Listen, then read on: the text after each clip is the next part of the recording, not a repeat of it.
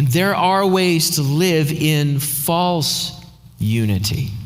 There's plenty of that, which is why it's important for us to understand how Christ speaks of it.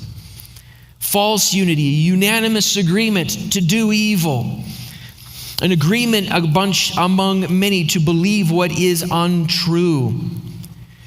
A large group of people who are manipulated by powerful actors to behave in false or evil ways. That's what we call a mob.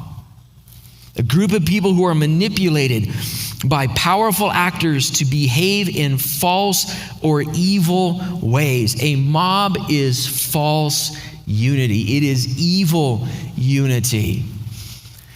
And friends, our culture is in the grasp of mob mentality. There is actually a psychological and sociological term for this. If you want to look it up, it's called mass effect. Have you asked yourself the question, how can so many people believe something that is so obviously wrong? It's called the mob mentality. Our current mob mentality, it's both manufactured and it's manipulated. I want to give you a little glimpse into how it works, and hopefully this will help us see what goes on around us, maybe even in the lives of those that we know and love and we are confused by. Here's how it is manufactured, and here's how it is manipulated. If you separate individuals from their social support system, if you break families apart, if you separate kids from their parents, if you remove people from their social support system, if you separate them from their faith, what you've done is you've separated them from their sense of meaning and purpose and ethics and morality in life. You've separated them from all of these things. Then you create what is called free-floating anxiety. Reason after reason after reason to be anxious and afraid. So you've separated them from their social structure. You've separated them from their faith and their sense of meaning and purpose in life, and you've made them constantly afraid and angry. You can get them to do whatever you want them to do. That's how our culture is working right now. Now, it's interesting that one of the first mobs in Scripture was a very unified and very organized group of people who gathered together to glorify themselves above God. It happens all the way back in the book of Genesis. Chapter 11, I'm going to read verses 3 and 4. It's the story of the Tower of Babel, and listen to how it goes. And they said to one another, "Come, let us make bricks and burn them thoroughly." So they put some engineers together and workers together. They gathered together, and they had brick for stone and bitumen for mortar. Then they said, "Come, let us build ourselves a city and a tower with its top to the heavens, and let us make a name for ourselves, lest we be dispersed over the face of the whole earth. We will gather together, we will do great things to glorify ourselves."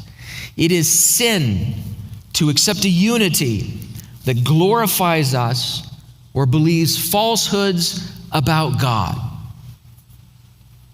You don't hear this kind of stuff often, but this is important for us. And now entire churches and denominations are building their theology and unity around political and cultural agendas. And it is a false unity. Friends, when human beings try to create a sense of harmony or unity and they diminish the role of God or they get rid of God altogether, it's not unity, it's coerced uniformity is what it is.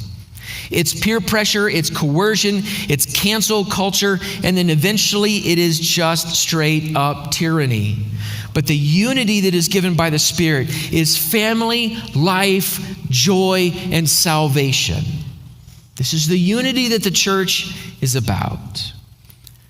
So friends, unity without truth is just a false unity. And truth is in Jesus Christ. Now notice I did not say our truth is in Jesus Christ. The truth is in Jesus Christ. So Christ prays for unity among us, and then he prays about his desire for eternal unity with us. Let me say that again, because I think this is, buckle up, because this is going to get good. He prays for unity among us, his disciples, and then he prays about his desire for eternal unity with us. Father, I desire that they also may be where I am.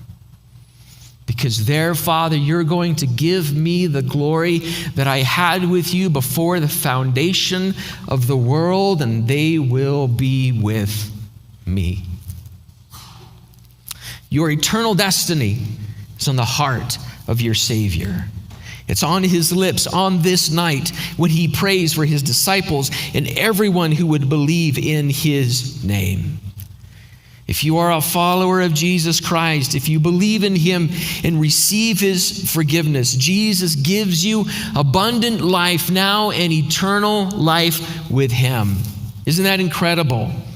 He wants you to know him, to believe in him and to know him in this life, and for that knowledge to become full and complete in eternity with him. He wants you to know now how much he loves you, because in eternity, we're going to see fully and completely what the love of God is truly about.